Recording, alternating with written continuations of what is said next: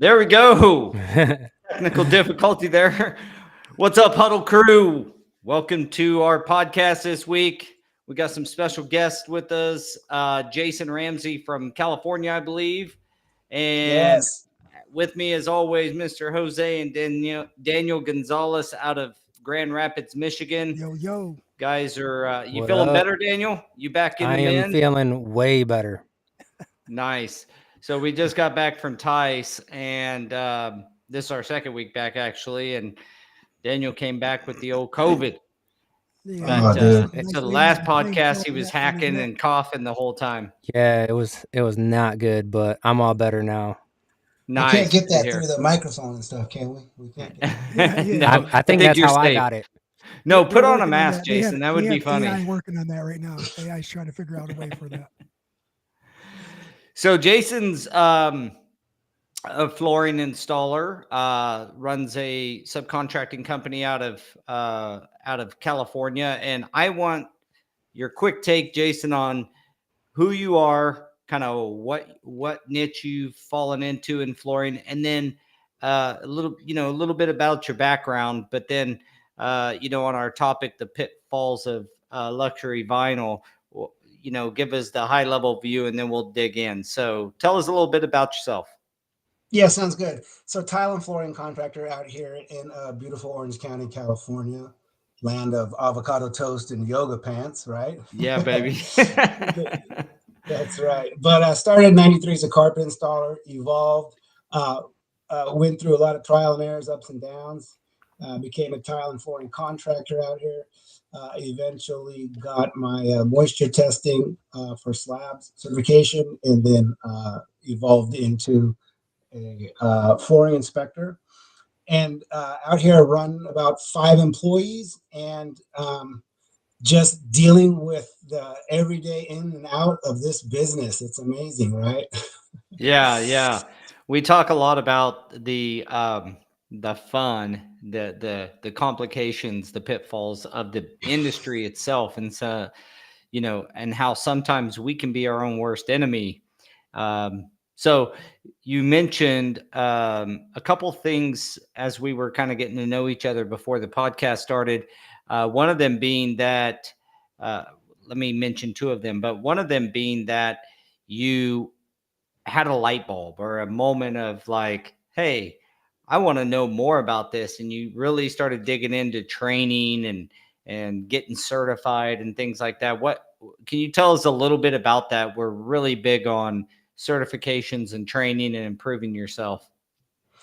Yeah, and I agree. So I was reading the manufacturer's instructions one day, and I was going through all of it, and I was just kind of blown away at all the basically booby traps was what I called it for us installers out there. I felt like it was just unbelievable the things that we had to conform to in order to really have that manufacturer's warranty and also provide that to the customer. So reading that, I just was like, I was almost scared. And so that started my journey into, and really an obsession. I mean, NASCT and Ardix. And I just, if there was something out there that I could take, I mean, and a lot of it was during COVID as well. So I was taking lots of webinars and stuff. But then if there was a class somewhere that I could go and I could take something, I mean, I was doing it. I was really investing in me. And then I started to put my employees through the same things. Gotcha. Yeah, that was the second thing was you have employee installers. California with the AB5 rules, really doubled down in a lot of ways and make it really tough, if not impossible, for this 1099 thing. You have to be a legitimate company to, perform the labor the way that you do. So I thought that was interesting. One of the things we promote big here as well is that subs. I own a commercial floor covering company in Wichita, Kansas. So we have about 70 to 80 subcontractors that we run, and we have about 12 to 13 employee in-house benefited, health insurance kind of W-2s. W-2s, There you employee go. installer. Sometimes I go really deep in that to make sure it drives home with people. But you know, one of the things that we promote big time is if you're a sub, you need to be hiring employees and not trying to 1099 out your labor at that point. You know, these guys should be on your payroll. Whatever benefits package you can afford to give them should be given to them, and they should be on your as a W-2. It sounds like that's pretty much a must in California. Yeah, that's right. There's really no way around it, and it doesn't really even matter your structure. You can structure LLC, S corp, DBA, whatever. And for instance, if I hire somebody that does flooring, they are W-2. You know, there's this thing called this ABC rule. IRS has it, California state has it, and to try to classify somebody as a 1099, it's virtually impossible. So now, if they're a plumber, right, we can do that, right? Painter, something. Yeah, like because that. it boils down, and especially in California, to is it work that you could do or that you perform on in your daily business? And if Right. so, then you cannot sub that portion out. That should be done I'm gonna have to do some in-house. research on that. Now, that then. doesn't Yeah. mean that flooring, it doesn't mean that flooring contractors can't sub to you. It just means that then your employees or your workers must be W-2 employees. Yeah, and the regulation with that really comes down to it's funny. It's insurance companies, right? It's workers' comp companies when they're doing the audits, and that's because you know the state franchise board or the tax board or the EDD employee development department. They're not throwing darts and just going around and auditing people. The way they find out is if somebody reports that business, but it's really the workers' comp, and they're making all the money, right, on the premiums and that's what they want, right? Yeah, that's exactly what it is. And it seems like out of all the agencies and all the bureaucracy, all the things that all the hoops I have to jump through, it's the insurance company that I have to really comply with, which they're the ones that are going to give you your yearly audit and all that good stuff. Yeah, even though we're pay go, so it you know, it's pay as you go, the workers' comp, and they see all that, they still audit, you know, and look for it. But yeah, so that's how it is out here, and there's still a lot of businesses, I see them all the time, that are skirting that system. And you know, I can go onto the contractor state license board and I can look at their license. That license on there tells us so much more information, and it tells us if they have workers' comp or not. So let's say I'm doing an inspection and I do a deep dive on the company, and I'm like, look, you guys, you know, 4 guys, 5 guys here doing this job or whatnot, and you're exempt from workers' comp. So, I mean, I'm not the workers' comp police, but my point is, you know, there's a lot of people not playing by the rules. Yeah, mind your P's that's and Q's nationwide, right? That's not just California. Yeah. But it looks like California has a better handle on it than the rest of the U.S. does. You just taught me that insurance companies have way more pull than they think they do for that. They know. Well, they don't sponsor all the every golf tournament in the world because they're not making money. California, what they did with their AB5 is really make it just that much more complicated to then sub out to a third tier sub. First tier is typically first and second tier. So the general subs to me, and I can sub mine as long as they have their COIs, the certificate of insurance, and then they name you, and they can do all that. Then you're good when you come to that audit. Yeah, it's just a matter of making sure that you are, that you have all that, but that's where it kind of gets rid of the third, fourth, fifth tier where everybody's exempt on a job from work comp, and nobody, and it opens up that risk factor. So, well, that's a quick lesson, everybody, on insurance. Now on to flooring. We could have been, Give it a whole one of the topic things on you- that. Yeah, one of the things we're you gonna have mentioned to talk earlier- about that one time, just the whole episode. Yeah, I was going to say absolutely. one That's a thing he good one. mentioned earlier was all the complicated stuff about the industry, and that's one of them. But yeah, so you got into flooring. You probably got snagged like the rest of us and stayed in. Jose and Daniel both have the same kind of You get sucked story. in, man. I mean, You know, that's you right. choose flooring. It Flooring chose yeah. me, right? It sucks you in and doesn't let you out. doesn't let you out. So Doesn't let you- today, sorry, go ahead, Jason. Oh, I was just gonna say, when it's good, but when it's bad, it can be bad. Amen. Well, and kudos to you for getting inspector certification as well, because that's one of the things that we think. I personally haven't done it, and I think that it would be a good thing not only for myself but for installers out there to know what the inspectors are going to be looking for. We've kind of talked about that in previous episodes as well, but kudos on that. Yeah, it strengthens your whole business because you're able to see the other side of it, and then you're able to then curtail any of those things that you may be doing in your business, right? That's really what I did, why I started that for. And then it just blossomed into this whole other world and this whole other thing. But that's why I did that, because you think you know stuff as an installer, and you think you can run your top cutter, and you think you can do your you think you can do all this stuff. The reality is, it's mind blowing, and I suggest any of you guys to pursue that. At least I guess I better use that. Better use that raffle win that I got. Yeah. There's a lot of good ones out there. NAFCT has one, and there's a few other ones. Some can be a little scammy and stuff, but I highly recommend. The NAFCT is one that I believe, both of these guys. What's up, Roland? Both of these guys work with the NAFCT from a training perspective and curriculum and all that kind of stuff. So great organization there with Sonny and Paul. That's right. Yeah. So the Unforeseen Pitfalls, a luxury vinyl.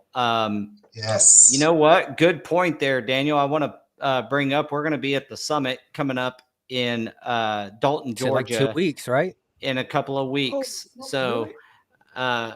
Yeah. Wow. So if you can make it out to Dalton, and it's at the Dalton Convention Center, NAFCT is putting that on in unison with Unite, which is Robert Varden, I believe, and his group. And it's a great opportunity for installers to come out, meet other crews, work on best practices. One of the things I plead with our installer audience for is a lot of companies, we go and we meet with other companies at Fuse Alliance or StarNet or FCICA. And what we're there for is to absorb best practices from other companies and then see if we can go back to our office and apply those.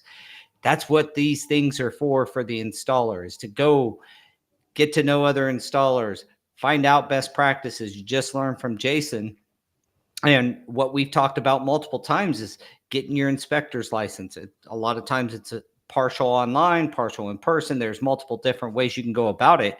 But being trained, all these things we promote on the huddle here, getting out and meeting other installers. Let's stop this siloing each other away and get out, meet each other, understand what Jason's doing great in California, what Jose and Daniel are doing great in Michigan, what we may be doing right down here in Wichita, what other people are doing right in South Carolina, and then try to take those business best practices back in your installation business. So that come see us at the summit. We'll be exhibiting there. Go Carrera will, and come see us. So on to the topic, which is probably isn't it? Didn't they say, Daniel and Jose? Did you guys catch on at Tice? It's still the fastest growing. They thought LVT would cool off, and it's not. Yeah, it's not cooling off. Everyone is almost going, like, there's a lot of talk with the sales guys about going back to laminate, but vinyl is not going anywhere anytime soon because, I mean, you were at the show. The amount of people there that were exhibiting vinyl was ridiculous. Well, I Yes. think it's I industries too, think right? Like, is it it's residential something. or commercial? So in the commercial world, I don't see any type of resilient going anywhere anytime soon. Um, it's No, just, you're right. yeah, Yeah. it's got to So be easy to clean, moving. easy to maintain. Yeah, no wax, there's a lot of great benefits, but today's topic's about pitfalls. So, what kind of Yes. pitfalls are we seeing? Do we know about in the residential? Well, let's kick it off in the residential world. A lot of that's going to be your SPCs, your solid cores, made of different Yep. things. What kind of things have you guys ran across that we would be valuable to the audience to understand that, like, watch out for this? Drop lock. Drop lock. I That's mean, we right. can talk Yeah. to we can ask the inspector, but I'm pretty sure Yeah. drop lock's a big deal. And before he gives his 2 cents into that, because I know it's going to be a lot smarter than mine. Uh, a lot of the issues that we're having, it might not even be the product, right? The majority of the issues is the installer error of it. It's just the margin for error is just so slim on that drop lock that it's got to be absolutely perfect. And you can't have someone who's used to getting paid by the square foot go in there, try to bang out a job like they're doing a regular laminate project, walk away, everything looks good. You get a phone call a week later and everything's thumbnailing, because it wasn't laid and set in perfect before they either pounded it down too hard or pressed it or rolled it, however they want to engage that locking system. But So what's the problem, guys? What are the problems we are seeing? Like, what are the symptoms of the issue of the install? So, in, and you guys are right about the drop lock. There's angle lock. There's a lot of different locking mechanisms, and I think sometimes guys don't understand. They blanket approach these products, and what does that come back to? Right? We're not reading. We're not reading the instructions. I mean, you got QR codes. They're on YouTube. They're in Spanish. They're in English. They're in French. In Italian. I see. So there's really no excuse to understand what locking mechanism is on the product that you're installing, but guys just don't. And then there's no communication from the head installer, foreman, owner, whatever. But let's rewind that. Let's talk about the first. So this stuff is marketed so well, right? Your brother's doing it, the designer, the sister, the cousin. It's everywhere. You're on Facebook. It's all over the place. Everybody's doing it. It's the best thing since sliced bread. But that.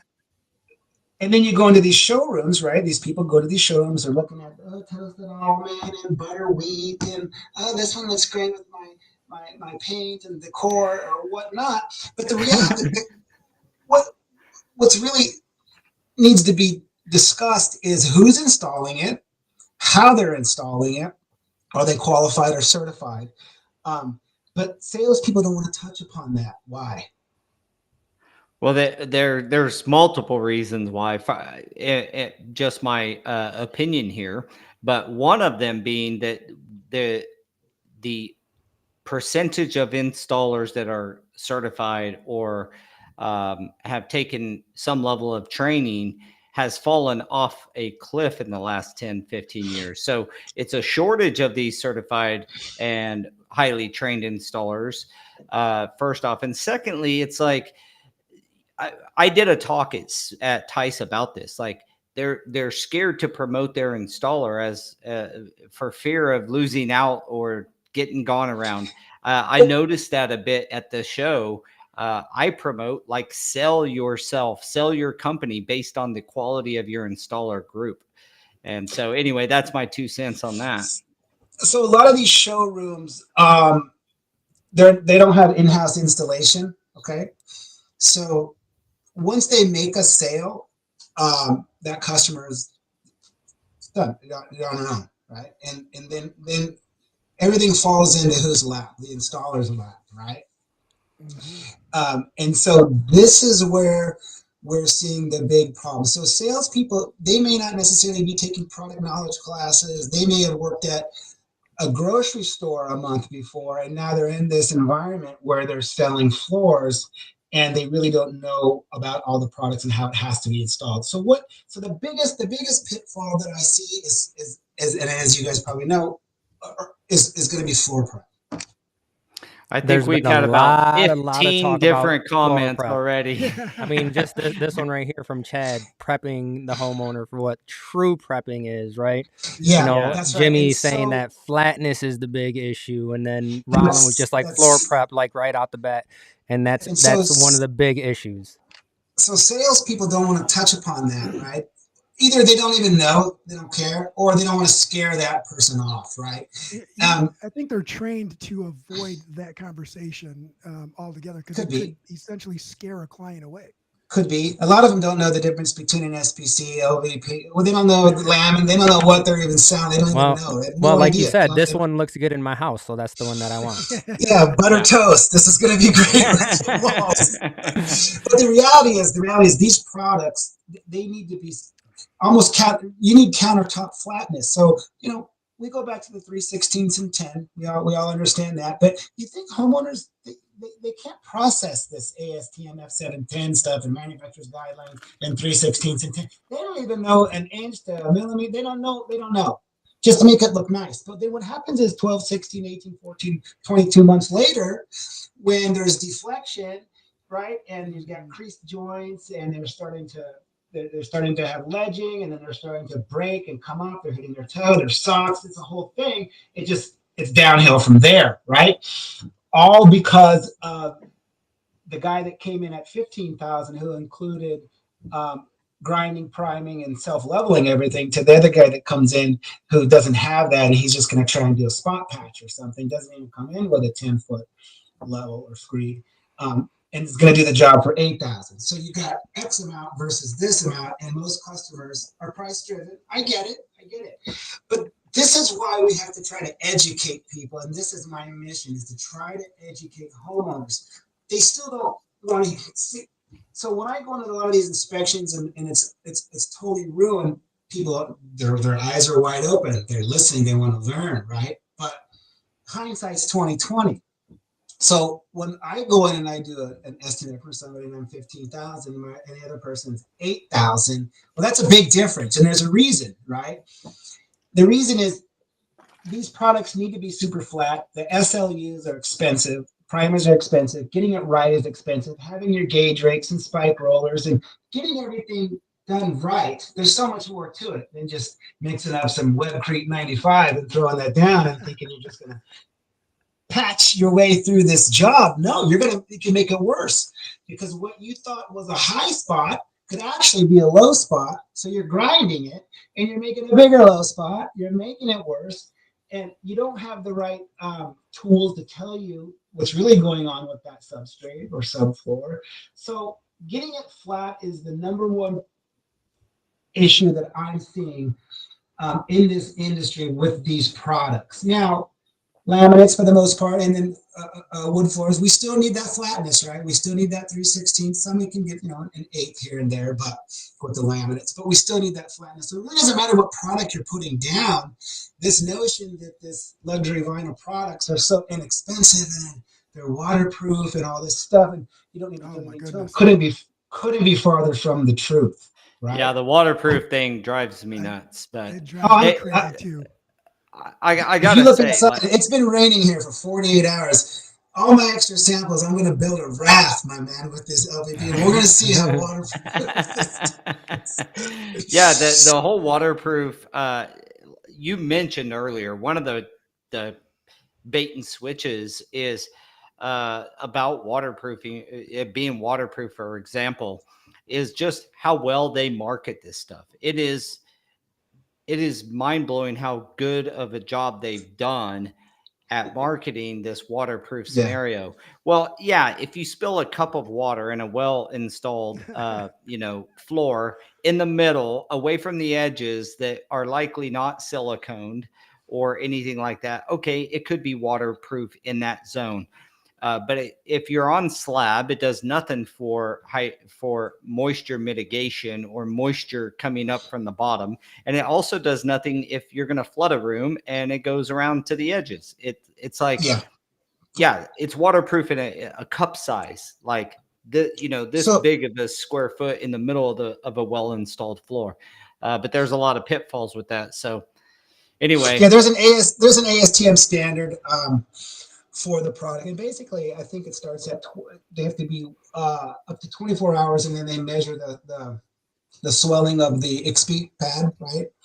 The your underlayment pad that's attached, and or the product. So I think it's like 2 to 3% or 5%. So that there is a standard there that they can technically say that, and they has to be done. It has to within 24 hours. You have to pass 24 hours, and then Right, and we keep on talking about ASTM standards, right? And I think that's one of the misconceptions is that just since we're installers, we automatically should know all these things, but there's plenty of installers that don't. And I think that's one of the big hiccups is you have professional installers doing it, but they may not be as professional as you think, right? Just because you do it every day doesn't mean that you're doing it right.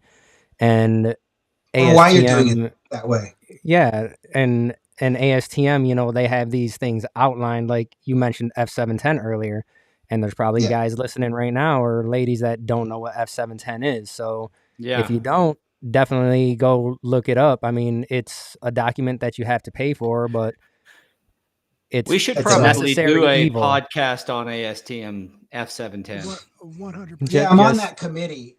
FO6 is the committee. We just joined as well. Oh, cool. Good for you guys. They raised the price too, so fun with that, right? Well, we joined like 2 months ago, maybe. Oh, okay. So, well, anyways, it's that's great. Gives you voting rights, and there's so much knowledge out there. Understanding why you're doing things, right? Why are we getting the substrate into 3/16 and 10? Why are we putting vapor retarders, vapor barriers? And we can have a discussion on that someday too, if you want, the difference of vapor retarders and barriers and using that terminology properly, right?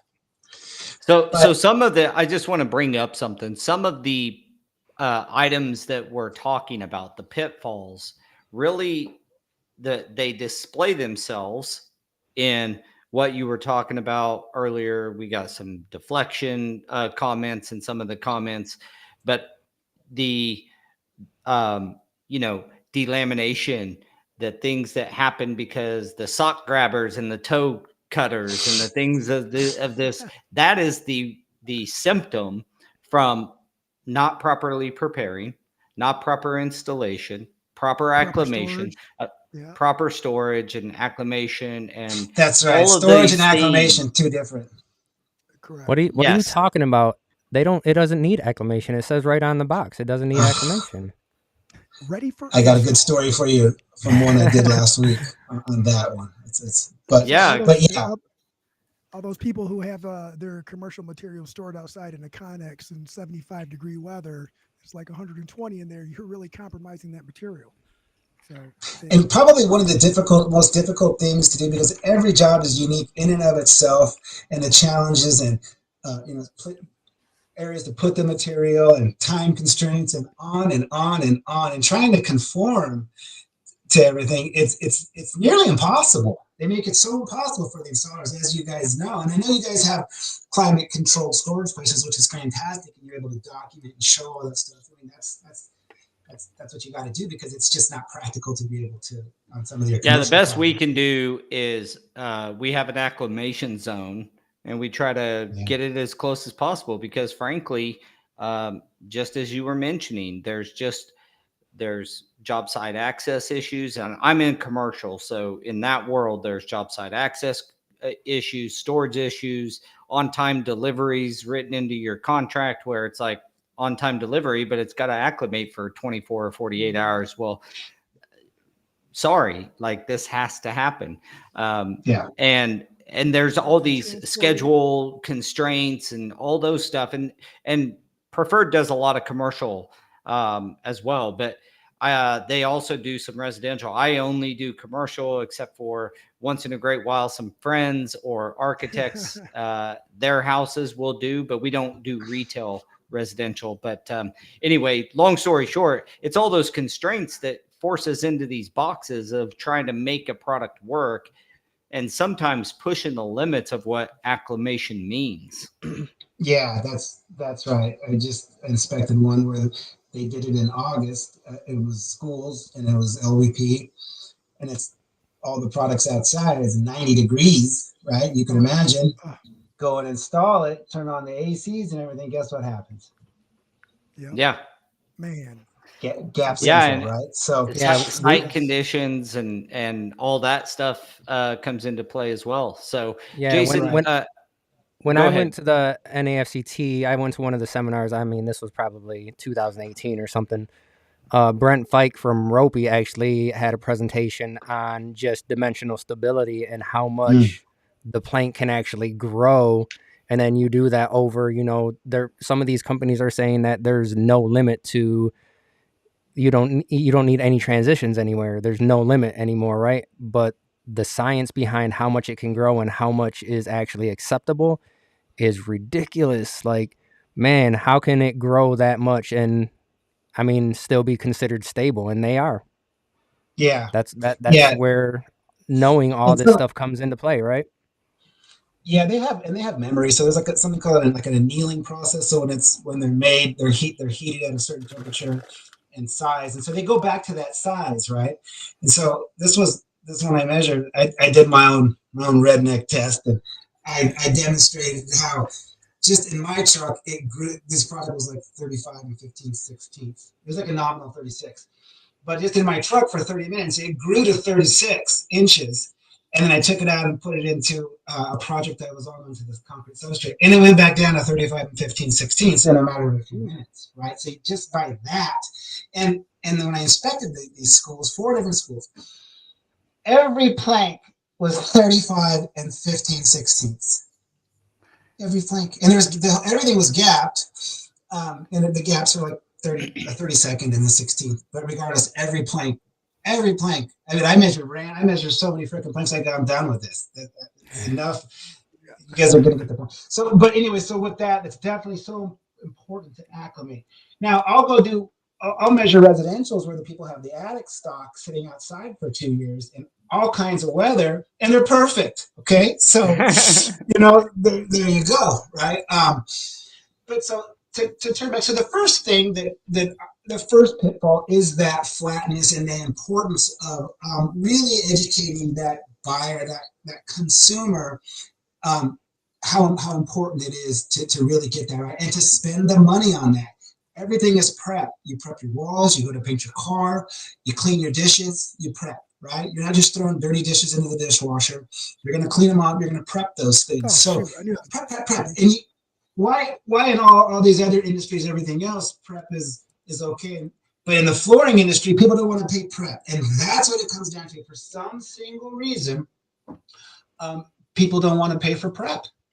And I see it all the time. Guys are always telling me they don't want to pay, Jason. They don't want to pay. Well, why'd you do the job then? I mean, that's another thing, right? Guys are still doing the projects, right? And they know better.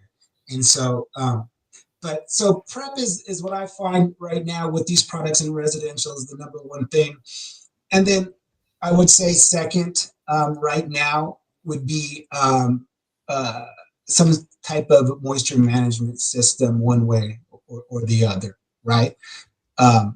And starting by reading those manufacturers' guidelines are going to give most installers the direction of where to go with that. And then we can get into expansion. Kendall, had a comment up here saying that there was an entire upper level that they had to replace, and the manufacturer didn't require a vapor barrier underneath it. And then after this failure, they retracted and said, all right, we're going to change the spec. And then now they require it.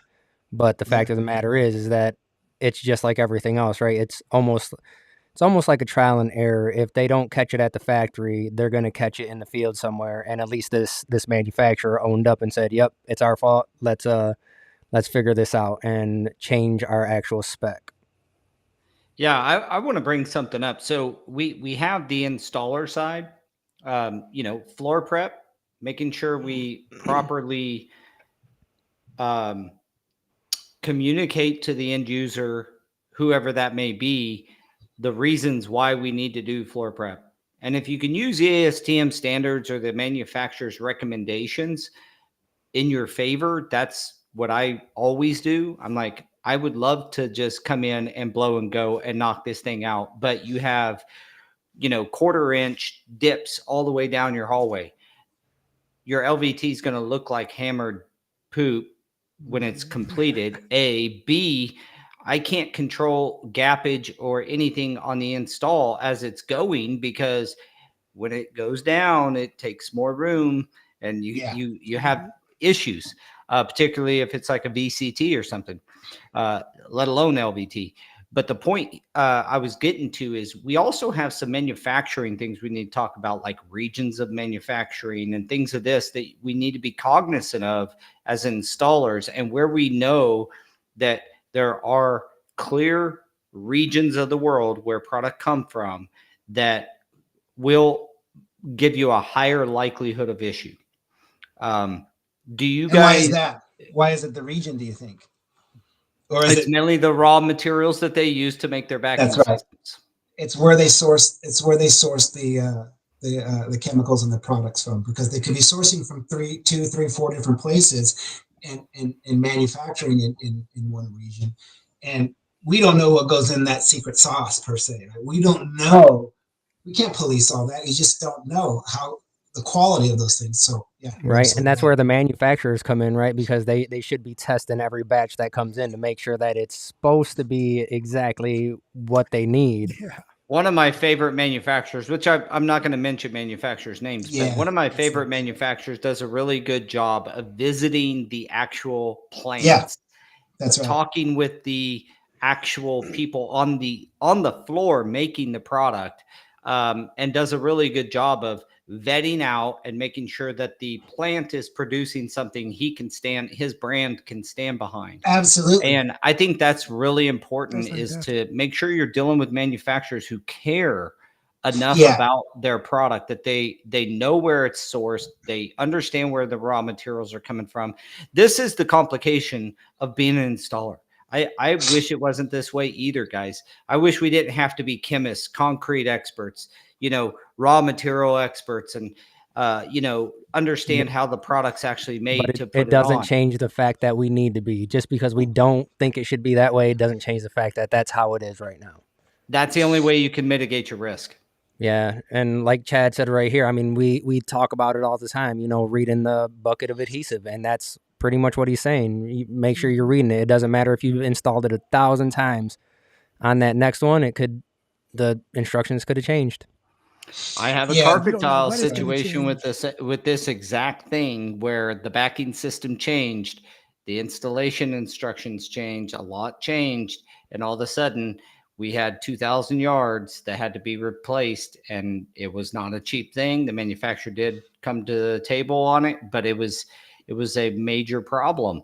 And so I have another instance where we were putting an underlayment under LVT, and the instructions in the package, this is complicated a little bit, puts us at another disadvantage, but the instructions in the package change. So I also encourage you to check the online stuff, because that's what we did. Verified with the manufacturer which way it was to be done. And when they had an issue and the GC tried to point and say, well, the install instructions say film down, and we were like, well, that's outdated. They can't recall 20,000 rolls or 200,000 rolls and change this piece of paper. They keep their online stuff up to date. That's right. That's another point to make sure as an installer, you're kind of read the packaging, but also I encourage everybody, Google is your friend. Go find the install instructions online and just double check. That's right. Those are always up to date. Yeah, that saved our rear end on this project. Literally, the fact that we installed it correctly on the most updated installation instructions, and not the way that the pamphlet in the material said to do it. Right, and I think that's one of the only downside I can see of all the networking and stuff that we do, is that you become known by some of these people, right? Because I've called some of these tech reps, and then they're like, "Oh, I trust you." And it's like, I need an answer, man. Like, come on now. Yeah. What do you think? I think I want to be covered. We had one where the Amen. primer said, wait 4 hours before installing the flooring. But online, it said, wait 4 hours or ambient conditions depending or something like that, right? So I'm not in Delaware or New York or Florida, right? Southern California, pretty nice weather. And so it was gold after 2 hours. We were good. We were good to go. I had my hygrometer, I tested it, everything was fine. And she had made a big thing because the bucket said 4 hours. Well, the bucket was like 11 months old. They had updated, or such like you said, and that saved me. Yeah. So knowing those things, it doesn't take a lot of time. Just take a few minutes of your time and verify that your install instructions are correct. It could save you. And then, kind of understanding, I think stores need to be cognizant of this more so than the installers of where the products are and what the products are that they're selling. So I tell stores, listen, when they come to pick the material up from your shop or whatever, print it out, or whoever's buying it, print out the installation instructions, supply it on the invoice, on an email, whatever, give it to the guys picking it up, because typically guys are picking up the day of install. They're not acclimating, right? But regardless, whenever they pick it up, hand them that so they have it. And at least you've done that, right? You've at least given them the opportunity to read those installations, and that'll really help with claims. Yeah. Hopefully. Yeah, it's one of the things we push at Go Carrera a lot is the dynamic work order part of that is you can add it at any point and make sure that that's brought to their attention so that the installer knows the most updated installation instructions. And giving that to the installer needs to know days, if not more time, what they're working with and be able to read that stuff. Another problem is there's so many things coming at the installer that they have to deal with and think about. You can't just do the job anymore. You have 82 things going on that you try to micromanage all of that, and it can be difficult. And then the installer is expected to do all these things. It's easy to sit back and just say, oh, you didn't do this, you didn't read this. Look, it says over here, 1/16 by 1/16 by 1/16. You used 1/16 by 1/16 by 3/16 or whatever the heck, right? I mean, it can be so much. It's easy for somebody that's not in that world, really, that's down in there, getting their hands dirty, doing it, to sit back and get her done, get her done, get her done, get her done, get her done. Got that pressure. Timelines, so many armchair quarterbacks out there and all these technical dudes and people. I get it. But you know what? Put yourself in these guys' shoes and women's shoes. It's not easy. They have a lot to think about, and it's all on their lap. If people make the sale, whatever it is, that chain down, and everything falls into that installer to get 82 things right.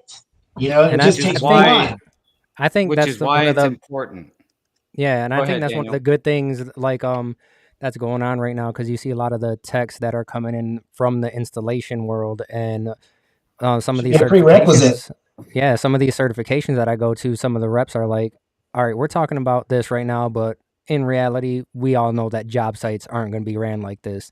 And they actually go through different things, like if the job site was like this is what I do and stuff like that. So at least we have that we can kind of look forward to if it keeps on trending that way.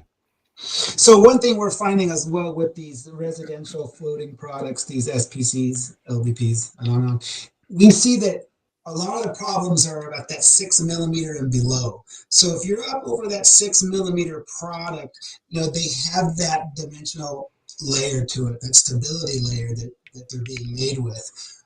In order to make a less expensive product or cheaper, you omit that layer, right? And so now you're down with a product that's 5.5 millimeters. And this is where I see a lot of failures, with products, right? From temperatures, sunlight. And to be clear, this is in residential on your click flooring. Yeah, that's exactly right. I'm not talking about commercial. I mean, even commercially, we're seeing more and more, even on the specs, where they have click flooring going in commercial spaces, which we try to lead them away from that right away. Absolutely. Smartest thing you can do. You just, we never lost money on a job we didn't do. Yeah. Dang, I've heard that somewhere. Right, that's what we're saying, right? Well, I one mean, of that's the really what it comes down to. You know, I just Well, heard of like a Robin said, 200,000 square foot project. They floated the commercial thing.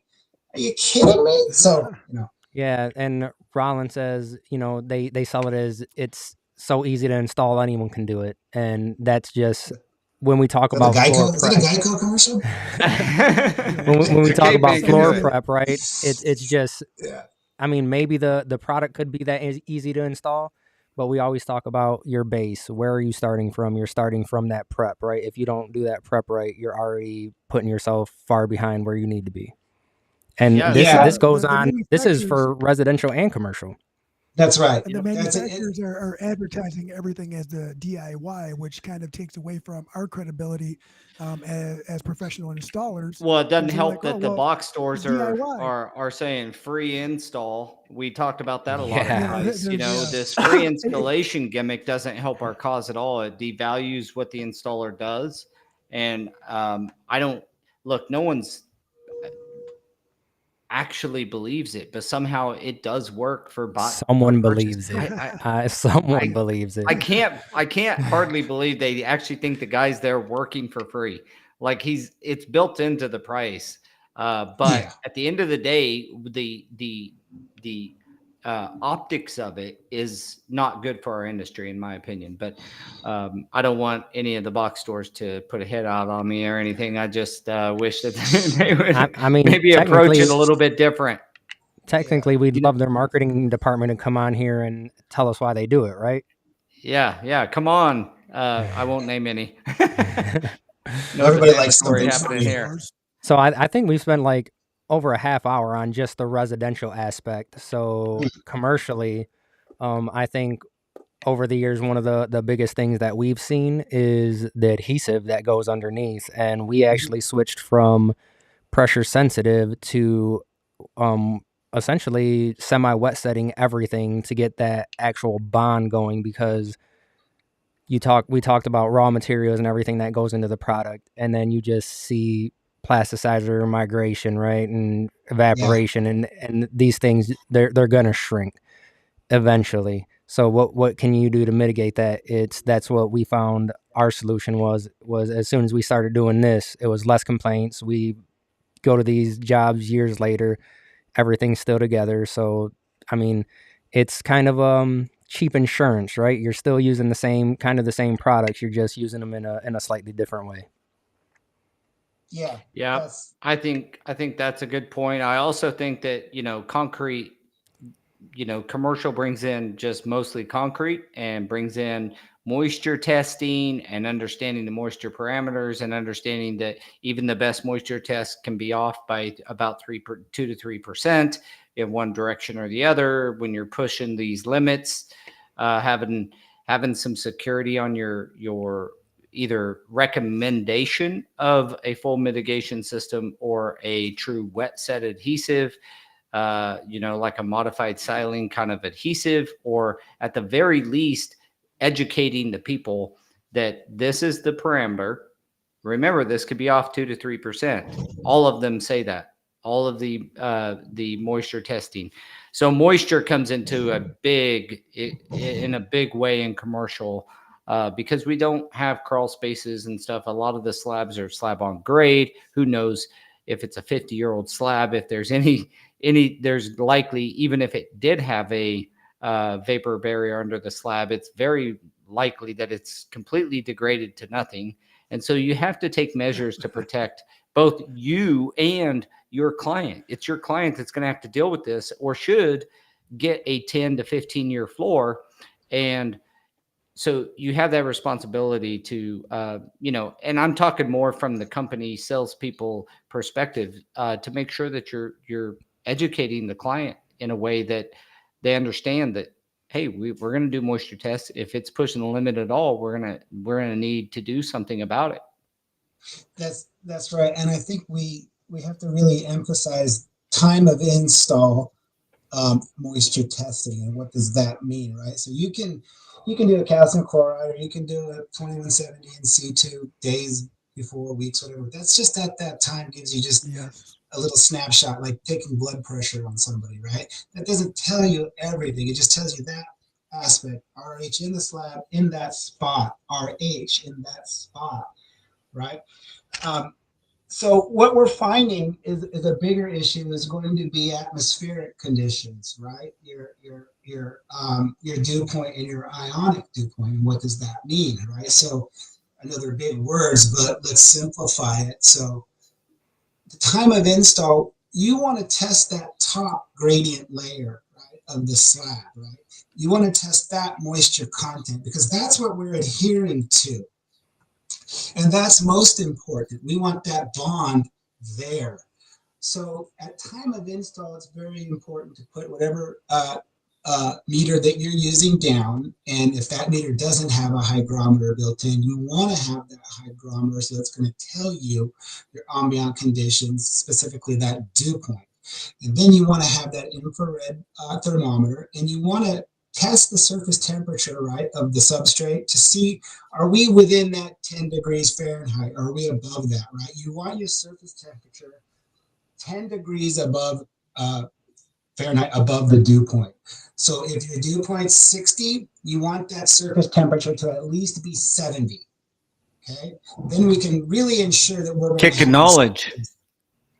Yeah, these are going to be new standards that you're going to start seeing soon as an ASTM, but also you're going to see manufacturers incorporating this more and more. We already are in their guidelines, especially coatings, adhesive manufacturers, things like that. So you'll look at there's a few manufacturers, they want 5 degrees. Usually it's 5 degrees Celsius, 10 degrees Fahrenheit. But what's most important is time of install and documenting that, using geotag, using photos. Because sometimes we can have a dew point and you can't always see that moisture on the surface. You're going to have a bond failure. So yeah, that's awesome that you bring that up. I think even I just learned a few little tidbits there. So good to know. We're going to have to start wrapping things up. I want to go around and say best approach for an installer. Both residential and commercial, just best approach as they come in, they're doing an LVP job. 20 seconds, best approach thought process wise when they step onto a job site or they accept a job. Mm-hmm. Let's start with you, Jason. Okay, yeah. First of all, read the manufacturer's guidelines. Secondly, read the manufacturer's guidelines. Okay, that's what I'm going to start with, and really knowing your products, getting your floor prep proper, and then documenting your moisture. Awesome. How about you, Daniel? Yeah, absolutely. Any certification you go to, they always end with read manufacturer's unless manufacturer's specifications oversee anything that we say here, right? So definitely check out the manufacturer's recommendations and just know that moisture vapor is always come up through the earth regardless of what you think. So moisture is going to be an issue anywhere you go, residentially, commercially. So always keep that in the back of your mind. Jose. It sounds like that's pretty universal. So I'm just going to shift gears and make a little bit of a joke here.